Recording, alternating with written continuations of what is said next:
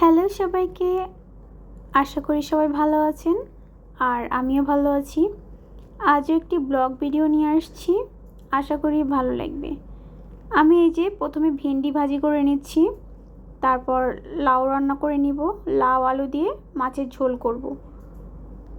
ভেন্ডি ভাজি করার পর আমি লাউ আলুর তরকারিটা রান্না করব মাছ দিয়ে। তো এই যে আমার এদিকে ভেন্ডিটা ভাজি আর হয়ে গিয়েছে। তারপর এই যে লাউটাও আমি চড়িয়ে দিয়েছি।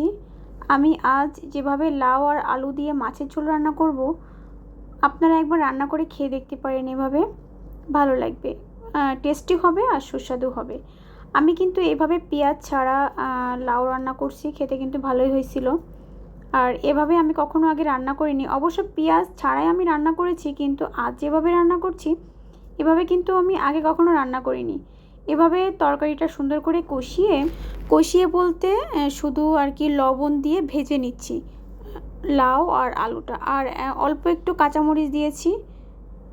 তো এই তো আমি সুন্দর করে ভেজে তারপর হচ্ছে মশলা দিয়ে কষিয়ে রান্না করব। আমি আগে যেভাবে রান্না করেছি আলু তারপর লাউ সুন্দর করে ভাজি করে ঝোলটা যখন ফুটে ওঠে তখন একটু জিরা আদা বাটা দিয়ে দিয়েছি। কিন্তু আজ রান্নাটা একটু ভিন্ন রকমভাবেই করছি। রান্নাটা কিন্তু কিছুদিন আগের করা ছিল, আর কি সময়ের অভাবে দেওয়া হয়নি। আর এই যে ট্যাংরা মাছ ভাজি করে রেখেছি, সাথে 2টা তেলাপিয়া মাছের মাথা ছিল, অনেক দিন ধরেই ছিল, তাই আর কি দিয়ে দিচ্ছি তরকারির ভেতর। মশলা আর একটু লবণ দিয়ে দিয়েছি আর হলুদ দিয়ে দিয়েছি। মশলা বলতে জিরা আর আদা বাটা দিয়ে খুব সুন্দর করে আমি কষিয়ে নিচ্ছি। এভাবে কষিয়ে রান্না করলে তরকারি কিন্তু খেতে বেশ ভালোই লাগে। আমি কিন্তু এখানে কোনো রসুনও ব্যবহার করিনি। পেঁয়াজ রসুন খুব কমই খাই আমরা, মানে তরকারিতে, মাছের তরকারিও হোক না কেন পেঁয়াজ রসুনটা একটু কম আর কি তরকারিতে দেওয়া হয়। এই যে আর কি শুধু ফোড়নে একটু দিয়েছিলাম জিরা, আর কিন্তু কিছুই দেয়নি। সুন্দর করে কষিয়ে নিয়েছি। তো আমি দেখছিলাম লাউটা আর কি কতটুকু সেদ্ধ হয়েছে, সেই পরিমাণ আর কি ঝোল দেওয়া হবে তরকারির ভিতর। আর লাউটা এত সুন্দর জালি ছিল, খেতেও খুব সুস্বাদু ছিল।